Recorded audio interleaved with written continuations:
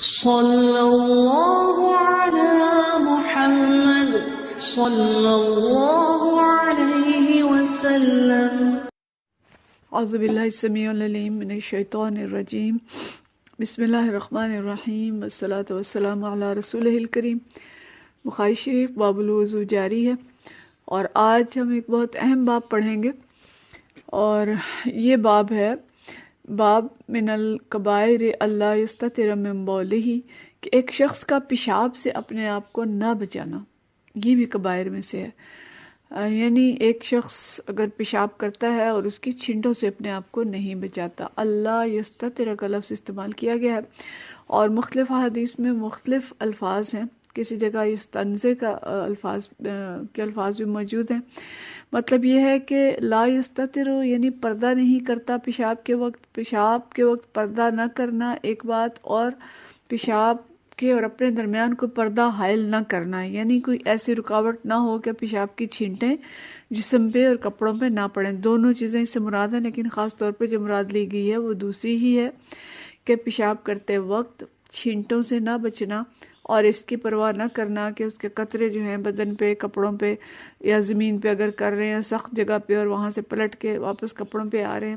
اس چیز کی فکر نہ کرنا۔ تو یہ بظاہر چھوٹی بات لگتی ہے، لیکن یہ اتنی بڑی بات ہے کہ اس سے قبر کا عذاب ہوتا ہے، اور اس کو کبائر میں سے گنا گیا ہے۔ خصوصاً یہ انسان کے پیشاب کے بارے میں ہے، اور اس پہ سب کا اتفاق ہے، لیکن جانور کے پیشاب کے بارے میں بھی کچھ علماء نے یہ کہا ہے کہ جانور کے پیشاب سے نہ بچنا بھی ویسے ہی نجاست ہے اور اس سے بھی بچنا چاہیے، لیکن اس پہ عذاب قبر ہوگا کہ نہیں، اس پہ لوگوں کے درمیان اختلاف ہے۔ کچھ تو کہتے ہیں کہ اس میں یہ بھی شامل ہے، اور کچھ علماء کہتے ہیں کہ نہیں، اس سے صرف انسان کا پیشاب مراد ہے۔ بہرحال تقویٰ کے اندر یہ چیز شامل ہے کہ ہم دونوں طرح کی جو چھینٹیں ہیں، چاہے وہ انسان کا پیشاب ہے یا جانور کا پیشاب ہے، اس سے بچنے کی کوشش کریں۔ البتہ چرواہے یا ذمہ دار جن کا ہر وقت کا یہ کام ہے، اور ان پہ اگر کبھی کسی جانور کے پیشاب کی کوئی چھینٹ پڑ جاتی ہے تو اس کے بارے میں بعض علماء نرمی کا اظہار کرتے ہیں کہ اس کے لیے کچھ تخفیف ہو سکتی ہے۔ اچھا، پھر جو اس میں حدیث لائے ہیں امام بخاری، یہ حدیث نمبر 213 اور 215 دونوں اسی کے متعلق ہیں، اور درمیان میں جو حدیث نمبر 214 ہے وہ اس سے بچنے کے بارے میں، یعنی استنجا کے بارے میں اور جسم کو دھونے کے بارے میں۔ تو ہم 213 اور 215 پہلے پڑھ لیں گے، اور اس کے بعد ہم درمیان والی حدیث جو ہے اس کو پڑھیں گے انشاءاللہ۔ حدیث نمبر 213 جو ہے حضرت ابن عباس رضی اللہ تعالیٰ عنہ سے ہے۔ عن ابن عباس رضی اللہ تعالیٰ عنہ قال مر النبی صلی اللہ علیہ وسلم، کہ نبی صلی اللہ علیہ وسلم گزرے ایک مرتبہ بحائط من حیطان المدینہ،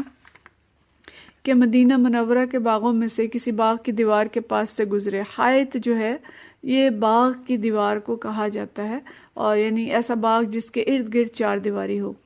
تو حیطان المدینہ، مدینہ کے کوئی باغ تھے، اور مکہ، یا انہیں یہ شک ہے کہ شاید مکہ کے باغ تھے، یعنی ان سے یہ حدیث کسی نے بیان کی ہے، دوسرے صحابی نے، اور یعنی اس کا گمان ہی ہے کہ کسی دوسرے صحابی نے بیان کی ہے، اور چونکہ اس وقت وہ بچے تھے تو وہ یہ نہیں کہہ رہے کہ مکہ تھا یا مدینہ تھا۔ بہرحال تو کسی باغ کے پاس سے گزرتے ہیں نبی کریم صلی اللہ علیہ وسلم، باغ کی دیوار کے پاس سے، فسمع انسانین، تو آپ نے دو انسانوں کی آوازیں سنی، یعذبان فی قبورہما، کہ دو آدمیوں کو اپنی قبور میں عذاب دیا جا رہا ہے۔ یعنی نبی کریم صلی اللہ علیہ وسلم کو اس بات کا علم ہو گیا، آپ گزرتے ہوئے اللہ تعالیٰ اپنے انبیاء کو خاص طور پہ مشاہدات کراتا ہے، اور انبیاء کے پاس ظاہر علم دوسرے انسانوں سے زیادہ ہوتا ہے، اور انہیں غیب کے کئی علوم جو ہیں وہ بھی دیے جاتے ہیں۔ تو آپ صلی اللہ علیہ وسلم کو وہاں سے گزرتے ہوئے علم ہو گیا، جبکہ آپ کے ساتھ صحابہ بھی تھے، دوسرے صحابہ کو علم نہیں ہوا کہ ان لوگوں کو قبر میں عذاب دیا جا رہا ہے، لیکن نبی کریم صلی اللہ علیہ وسلم کو علم ہو گیا، اور آپ نے فرمایا کہ وما يعذبان فی کبیر، کہ یہ لوگ جو قبر میں عذاب دیے جا رہے ہیں کسی بہت بڑی بات کی وجہ سے عذاب نہیں پا رہے۔ مطلب یہ نہیں کہ جو بات بتائی جا رہی ہے وہ کوئی چھوٹی بات ہے، لیکن مقصد یہ ہے کہ کوئی ایسی بڑی بات نہیں ہے کہ جس سے بچنا مشکل ہو، یہ ایسی چیز ہے کہ جس سے بچا جا سکتا ہے، لیکن انہوں نے بچنے کی کوشش نہیں کی، اور ان کو اس کی وجہ سے عذاب دیا جا رہا ہے۔ بلا، پھر آپ نے فرمایا ہاں، یہ گناہ جو ہیں وہ کبیرہ گناہ ہیں، یعنی ان سے بچنا کوئی مشکل نہیں تھا۔ کان احدہما لا یستتر من بولہ، کہ ان میں سے ایک شخص جو تھا وہ اپنے پیشاب سے بچنے کی کوشش نہیں کرتا تھا یا اپنے آپ کو اپنے پیشاب سے نہیں بچاتا تھا. وَكَانَ الْآخَرُ يَمْشِي بِالنَّمِيمَةِ، اور دوسرا جو تھا یہ چغلیاں کھاتا تھا. نمیمہ جو ہے یہ چغلی ہے. غیبت اور چغلی کا فرق ہم سمجھتے ہیں کہ غیبت تو ہے کہ بس ایک بات دوسرے شخص کو پہنچا دی جائے یا ایک شخص کا ذکر برے طریقے سے کیا جائے. ایسا بھی ہو سکتا ہے کہ ہم ایک شخص کا ذکر کسی تیسرے شخص سے کریں جا کے، یہ بھی غیبت ہوگی. لیکن نمیمہ یہ ہے کہ خاص طور پہ اس دوسرے شخص کو جا کے بتایا جائے کہ جی فلاں آپ کے بارے میں یہ بات کر رہا تھا، یا اس میں جو نیت تھی شخص کی وہ لڑانے کی تھی اور فساد پیدا کرنا مقصود تھا، تو اس کو نمیمہ کہتے ہیں. اس میں بات بڑھا چڑھا کے بھی بیان کی جاتی ہے، مسالے لگا کے بھی. تو یہ نمیمہ ہے کہ ایک شخص کی بات دوسری شخص کو اس انداز میں پہنچانا، بڑھا چڑھا کے پہنچانا، یا نیت اس کی یہ ہو یا بات کرنے کا انداز اس طرح کا ہو کہ اس سے فساد پھیلے اور لڑائی جھگڑا دو لوگوں کے درمیان ہو. تو ان دو اشخاص کو جو عذاب ہو رہا تھا، ایک کو اپنے پیشاب کے چھینٹوں سے نہ بچنے کی وجہ سے، اور دوسرے کو دوسرے تک بات پہنچانا غیبت کی وجہ سے. یعنی مومن تو نہ خود گندگیوں سے آلودہ ہوتا ہے اور نہ دوسرے لوگوں کو ایسی چیزوں سے آلودہ کرتا ہے. یعنی زبان اور کردار کی گندگی بھی اس کے اندر آ گئی کہ جس سے دوسرے شخص کو تکلیف پہنچے اور جس سے دو لوگوں کے درمیان فساد ہو اور گھروں کے جو تعلقات ہیں یا آپس کے تعلقات ہیں وہ گندے ہوں. یعنی دونوں چیزوں سے بچنا مومن کے لیے ضروری ہے. یعنی ہمیں سمجھ آ رہی ہے کہ یہ قبریں جو تھیں یہ مومنین کی تھیں، مسلمانوں کی تھیں. اگر کفار کی ہوتی تو پھر تو کہا جاتا کہ ان کو کفر کی وجہ سے عذاب ہو رہا ہے. لیکن جو دو چیزیں ذکر کی ان میں کفر کا ذکر نہیں کیا، تو گویا اس سے علماء نے یہی مراد لی ہے کہ قبریں جو ہیں یہ مسلمانوں کی تھیں اور ان کے دو گناہ خاص طور پہ ذکر کیے جن سے عذاب ہو رہا تھا، اور باقی لوگوں کو ظاہر ہے اس سے مراد یہ ہے کہ ان کو بچنے کی تلقین کی اور ان کو یہ بتایا گیا کہ آپ ایسے گناہوں میں مبتلا نہ ہوں. ثم دعا بجریدۃ، پھر نبی کریم صلی اللہ علیہ وسلم نے کھجور کی شاخ منگائی. جریدہ جو ہے یہ کھجور کی شاخ کو کہتے ہیں. فَكَسْرَهَا كِسْرَتَيْن، تو آپ صلی اللہ علیہ وسلم نے اس شاخ کو دو ٹکڑوں میں تقسیم کر دیا. فَوَضَعَ عَلَى كُلِّ قَبْرٍ مِّنْهُمَا كِسْرَةً، پھر آپ صلی اللہ علیہ وسلم نے ہر ایک کی قبر پر شاخ کا ایک ٹکڑا گاڑ دیا. تو پھر نبی کریم صلی اللہ علیہ وسلم سے پوچھا گیا یا رسول اللہ لما فعلت هذا، کہ اے اللہ کے رسول صلی اللہ علیہ وسلم آپ نے ایسا کیوں کیا، یعنی آپ نے یہ ٹکڑے کیوں گاڑے قبروں پہ؟ آپ نے فرمایا لعلہ ان یخفف عنہما ما لم ییبسا، کہیں پہ تیبسا آیا ہے اور کہیں پہ ییبسا کا لفظ آیا ہے کہ آپ صلی اللہ علیہ وسلم نے فرمایا کہ ہو سکتا ہے. لعلہ یعنی آپ نے لازم نہیں کیا کہ بس ایسا ہوگا، بلکہ فرمایا ہو سکتا ہے کہ ان کے عذاب میں تخفیف کر دی جائے جب تک یہ دو ٹکڑے خشک نہ ہو جائیں. مسلم شریف کی جو حدیث ہے اس کے اندر یہ بھی آتا ہے کہ حضور صلی اللہ علیہ وسلم نے فرمایا کہ میں نے اللہ تعالیٰ سے دعا کی ہے کہ اللہ ان کے عذاب کو رفع فرما، تو اللہ تعالیٰ نے میرے ساتھ تخفیف عذاب کا وعدہ کیا ہے کہ جب تک یہ شاخیں خشک نہ ہو جائیں گی اس وقت تک ان کے قبر کے عذاب میں تخفیف رہے گی. تو اس میں بھی بہت بحثیں ہیں علماء کی کہ بھئی یہ شاخیں کیوں لگائیں. تو ایک یہ جواب آتا ہے کہ بھئی جو زندہ شاخیں ہیں، ہری شاخیں ہیں، تر و تازہ ہوتی ہیں، وہ اللہ تعالیٰ کی ثنا کرتی ہیں، تو جب تک وہ ثنا کرتی رہیں گی اس میں تخفیف رہے گی. اور بعض لوگوں نے یہ کہا کہ نہیں، نبی کریم صلی اللہ علیہ وسلم کے دست مبارک کی برکت تھی کہ جس کی وجہ سے ان کے عذاب میں تخفیف کر دی گئی. اور دونوں ہی باتیں ہو سکتی ہیں. ظاہر ہے نبی کریم صلی اللہ علیہ وسلم کسی کی قبر پہ دعا کر رہے ہیں یا کسی کی قبر پہ اپنا دست مبارک رکھ رہے ہیں، دست مبارک سے کوئی شاخ گاڑ رہے ہیں، تو ظاہر ہے اس کی بھی برکت ہوگی. اور یہ بھی بات ہے کہ اللہ کی ثنا کرتے ہیں زندہ چیزیں اور تمام درخت، اور بلکہ اللہ کی ثنا تو ہر چیز ہی کرتی ہے، تو اس کی وجہ بھی تخفیف ہو سکتی ہے. تو بس اصل چیز جس پہ ہمیں غور کرنا ہے وہ یہ ہے کہ عذاب قبر سے بچنے کے لیے ان اعمال سے بچا جائے جن کا ذکر نبی کریم صلی اللہ علیہ وسلم نے کیا ہے، اور ان کی وجہ سے عذاب قبر جن سے ہوتا ہے ان سے بچا جائے. اسی ضمن میں جو دوسری حدیث ہے یہ بھی حضرت ابن عباس رضی اللہ تعالیٰ عنہ سے مروی ہے. فرماتے ہیں ہمارا نبی صلی اللہ علیہ وسلم، نبی کریم صلی اللہ علیہ وسلم گزرتے ہیں بقبرین، دو قبروں سے. فقال انہما یعظمان ان کو عذاب دیا جا رہا ہے، وما یعذبان فی کبیر، اور ان کو بہت بڑی بڑی باتوں کی وجہ سے عذاب نہیں دیا جا رہا۔ اما احدہما فکان لا یستتر من بول، تو ان میں سے ایک جو تھا وہاں پہ بول ہی تھا، اور یہاں پہ من بولی یہ لفظ ہے بول، یعنی اب یہاں سے یہ بھی ہو سکتا ہے کہ بول سے مراد ہر طرح کا بول ہے، جانوروں کا اور انسانوں کا، اور بول ہی سے انسان کا۔ تو یہاں اسی لیے علماء کے اندر یہ بحث آئی ہے کہ ایک جگہ پہ تو اس کو مقید کیا گیا بول ہی میں کہ صرف انسان کا پیشاب، اور یہاں پہ بول ہی نہیں ہے، صرف بول ہے، تو یہ بھی ہو سکتا ہے کہ ہر طرح کا پیشاب مراد ہو۔ بہرحال زیادہ رجحان جو علماء کا گیا ہے وہ اسی طرف ہے کہ انسان کا اپنا پیشاب۔ تو فرمایا کہ ایک جو ہے یہ پیشاب کی چھینٹوں سے نہیں بچتا تھا، وَأَمَّا الْآخَرُ، اور دوسرا جو تھا فَكَانَ يَمْشِي بِالنَّمِيمَةِ، یہ چغلی کھاتا تھا، چغلیاں کرتا تھا۔ ثم اخذ جریدۃ رطبۃ، اب وہاں پہ رطبۃ کا لفظ نہیں تھا، یہاں پہ رطبۃ کا لفظ ہے کہ آپ صلی اللہ علیہ وسلم نے کھجور کی تر شاخ لی، ہری شاخ لی، فشقھا نصفین، تو اس کو آپ صلی اللہ علیہ وسلم نے دو حصوں میں تقسیم کیا۔ وہاں پہ کسرتین کا لفظ تھا، اور یہاں پہ جو لفظ ہے یہ شقھا کا لفظ ہے، معنی دونوں کے ایک ہی ہیں، شقھا نصفین۔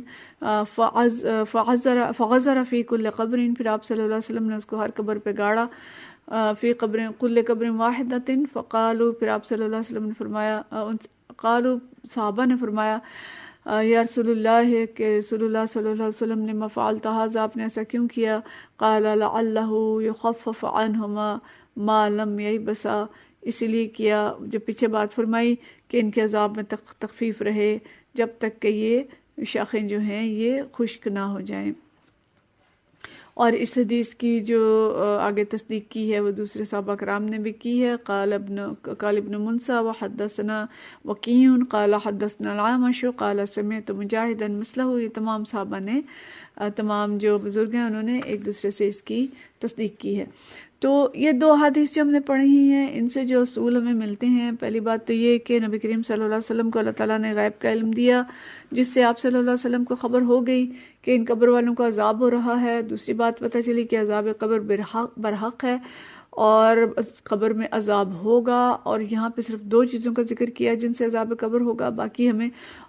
پتہ چلتا ہے کہ اور بھی کئی گناہ ہوں گے جن سے عذاب قبر ہوگا، لیکن یہ دو چیزیں ہیں جو ان احادیث کے اندر بتائی گئیں۔ تو عذاب قبر مومن کو بھی ہوگا، اس لیے کہ دونوں مسلمان تھے، تو اس سے ہم یہ نہ رکھیں کہ قبر کا عذاب صرف کفار کے لیے ہوگا، مسلمانوں کے لیے بھی ہوگا، اور گناہگار مسلمان جو مختلف گناہ ہیں ان کے ذریعے سے وہ اس کا گناہ پائیں گے۔ تیسری چیز، اگلی چیز جو ہمیں پتہ چلی کہ پیشاب سے بچنا ضروری ہے، یعنی پیشاب کی چھینٹوں سے بچنا ضروری ہے۔ اس کے لیے ہم احتیاط کریں کہ سخت جگہ پہ پیشاب کرنا، یا ٹوائلٹ ایسی ہے کہ جو اس کی گہرائی زیادہ نہیں ہے، کم گہرائی والے جو ٹوائلٹ ہوتے ہیں، سیٹ ہوتی ہے، اس کے اندر بھی چھینٹیں پڑتی ہیں، بعض جگہوں پہ بہت مشکل پیش آتی ہے کہ کم گہرائی والی سیٹ لگائی گئی ہوتی ہے اور اس سے بالکل پلٹ کے چھینٹیں واپس آتی ہیں، یا کبھی ایسا ہوتا ہے کہ بہت سخت پیشاب آیا ہو اور اس کو روکا نہ جا سکتا ہو، تو اس وقت بھی احتیاطی ہوتی ہے اور چھینٹیں پڑتی ہیں۔ تو گویا ہم بہت سخت پیشاب آنے سے پہلے کر لیں اور ایسی جگہ کا انتخاب کریں جہاں پہ چھینٹیں نہ پڑتی ہوں۔ پھر یہ کہ نجاست جو ہے وہ عذاب کا موجب ہے، نجاست سے بچیں، کپڑے پاک رکھیں، بدن اور کپڑے ہر وقت پاک رکھنا ضروری ہے۔ بعض اوقات یہ لوگ سمجھتے ہیں کہ بس یہ نماز کے لیے کپڑے پاک ہونے چاہیے، اس حدیث سے ہمیں پتہ چلتا ہے کہ ہر وقت ہمیں پاکی کی کوشش کرنی چاہیے، اور اگر کبھی ناپاک ہو جائیں تو فوراً ہم نجاست دور کر لیں اور اس کو دھو لیں۔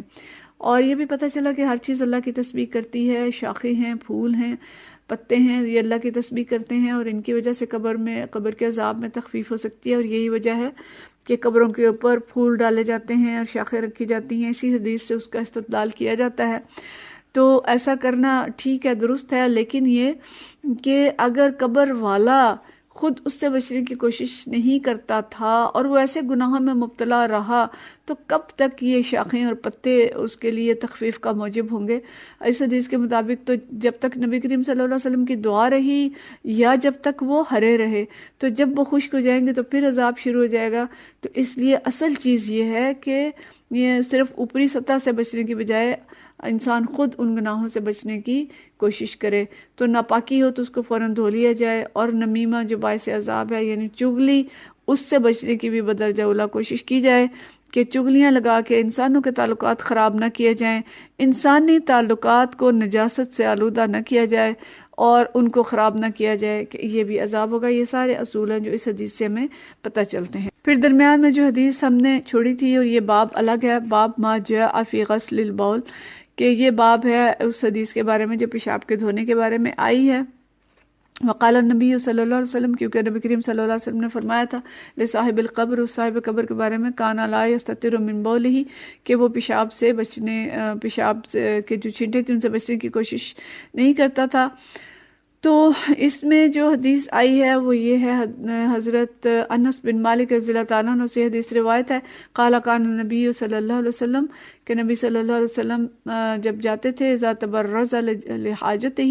اپنے حاجت کے لیے جاتے تھے، اتیتہ بماء فیغسل بہ، تو میں پانی لے کے آتا تھا جس سے آپ صلی اللہ علیہ وسلم اپنا جسم دھویا کرتے تھے۔ اس سے غسل مراد نہیں ہے بلکہ موضع استنجا جو ہے اس وہ مراد ہے کہ اپنا جسم جو ہے اس کو دھویا کرتے تھے۔ مطلب یہ ہے کہ نبی کریم صلی اللہ علیہ وسلم پیشاب جو کچھ تھوڑا بہت نکلتا تھا، لگتا تھا، اس سے بچنے کے لیے اپنے جسم کو دھویا کرتے تھے۔ گویا یہ حدیث جو ہے یہ بتا رہی ہے کہ اگر تھوڑا بہت کہیں پہ لگ جائے پیشاب تو اس کو دھویا جائے، لیکن بہرحال استنجا تو کرنا ہے۔ ہم طویل باب پیچھے پڑ چکے ہیں کہ استنجا کے بارے میں اور مختلف جو ڈھیلے ہیں ان سے صاف کرنے کے بارے میں۔ تو مطلب یہ ہے کہ اگر جب واش روم جائیں تو جسم کو دھویا جائے تاکہ کوئی تھوڑا بہت اگر کہیں لگ گیا تو وہ دھل جائے اور قبر کے عذاب سے بچ جائیں۔ تو دونوں احادیث کو ملا کے اب جب ہم دیکھتے ہیں تو پتہ چلتا ہے کہ جسم اگر نہیں دھویا جائے گا، چھینٹیں لگ جائیں گی اور لگی رہیں گی تو اس سے عذاب قبر ہوگا، اور چھینٹوں سے بچنا ضروری ہے۔ تھوڑی بہت جو لگ جائے اس کو دھویا جائے، اور نہ بھی لگے تب بھی جسم دھونا تو اس حدیث سے مطلقاً ثابت ہے کہ جسم دھویا جائے گا اور اس کو پاک رکھا جائے گا۔ تو اہم مضامین ہم نے دیکھے کہ جسم پاک رکھنا، چھینٹوں سے بچنا، اور زبان پاک رکھنا، اور دوسروں کی غیبتوں اور چغلیوں سے بچنا، یہ دونوں چیزیں اگر نہیں کریں گے تو عذاب قبر کا خطرہ ہے۔ تو اس لیے ہم احتیاط کریں دونوں چیزوں میں۔ وآخر دعوانا ان الحمدللہ رب العالمین۔